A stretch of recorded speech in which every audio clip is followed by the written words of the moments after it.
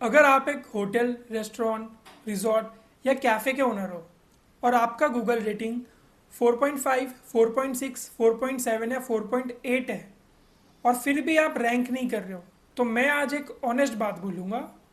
Problem ranking नहीं है, problem है गूगल का सिस्टम और आप उस सिस्टम को कैसे सिग्नल भेज रहे हो। आज की वीडियो में मैं कोई मोटिवेशन नहीं दूंगा। आज की वीडियो में मैं आपको एग्जैक्ट रीज़न बताऊंगा जिसके वजह से आपकी रेटिंग होके भी आपका बिजनेस रैंक नहीं करता। स्टार रेटिंग गूगल के लिए क्या है, सबसे पहले एक मिथ क्लियर करते हैं। स्टार रेटिंग गूगल के लिए एंट्री है, मतलब 3.5 से नीचे प्रॉब्लम और 4.2 के ऊपर एक्सेप्टेबल, और उसके बाद रेटिंग का इंपॉर्टेंस कम हो जाता है। बट एक्चुअली गूगल उसके बाद ये पूछता है कि इस बिजनेस का एक्सपीरियंस क्या है, और उसका जवाब मिलता है रिव्यू के कंटेंट से।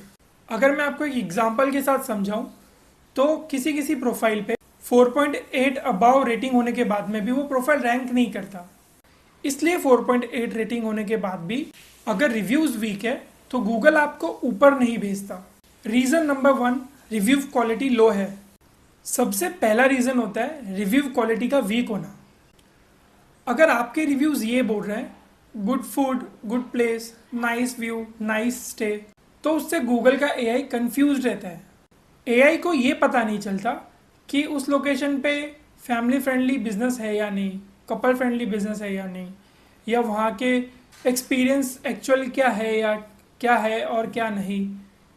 इससे एआई और कंफ्यूज हो जाता है और प्रोफाइल को ऊपर नहीं दिखाता। रीज़न नंबर 2, सेम टाइप का रिव्यू। सेम टाइप का रिव्यू ये बहुत कॉमन इशू है। अगर आपके गूगल बिजनेस प्रोफाइल पे सेम लैंग्वेज में सेम टाइप के रिव्यूज़ अगर लिखे हुए, nice, good, very nice, amazing, fabulous type के अगर रिव्यू है, तो गूगल का एआई समझ जाता है कि ये रिव्यू गाइडेड है, नेचुरल रिटर्न नहीं है। एग्जाम्पल के लिए अगर बोलूँ तो हर एक रिव्यू में एक्सीलेंट फूड एंड सर्विस लिखा हुआ होना, ये एक नेगेटिव सिग्नल बन जाता है। नेचुरल रिव्यू थोड़ा मैसी होता है, थोड़ा लॉन्ग, थोड़ा शॉर्ट, थोड़ा डिटेल्ड, थोड़ा इमोशनल, थोड़ा normal. Reason number 3, reviewer profile matters. अब ये पार्ट बहुत लोग मिस कर देते हैं क्योंकि गूगल सिर्फ रिव्यू नहीं देखता, गूगल रिव्यूअर को भी देखता है। अगर रिव्यू देने वाला बंदा सिर्फ एक रिव्यू दिया है या सिर्फ आपको ही रिव्यू दिया है तो उससे रिव्यू का वेट काफ़ी कम हो जाता है। वही अगर रिव्यू देने वाला एक रेगुलर रिव्यूअर है या डिफरेंट प्लेसेस को रिव्यू दे चुका है तो उसका वेटेज या उसका इम्पैक्ट बहुत ज़्यादा होता है। रीज़न नंबर 4, रिव्यू टाइमिंग गलत है। अब टाइमिंग समझिए। अगर आपके प्रोफाइल पे रिव्यू सिर्फ फेस्टिवल सीजन टाइम पे आते हैं या फिर आप जब गाइडेड रिव्यू लेते हो तभी आता है, गूगल का एआई इसको नेचुरल नहीं मानता और गूगल के एआई को कंसिस्टेंसी पसंद है, ना कि सिर्फ spikes. Reason number 5, owner reply weak है। ये सबसे अंडररेटेड रीज़न है। अगर आप एक ओनर हो और आपका रिव्यू सिर्फ ये है thank you for your review, तो आप सबसे बड़ा सिग्नल वेस्ट कर रहे हो, क्योंकि गूगल का एआई ओनर के रिप्लाई को भी रीड करता है। रिप्लाई से गूगल को ये पता चलता है कि आप बिजनेस को कितना सीरियसली लेते हो और आप कैसे एक्सपीरियंस को डिफाइन करते हो। Simple fix.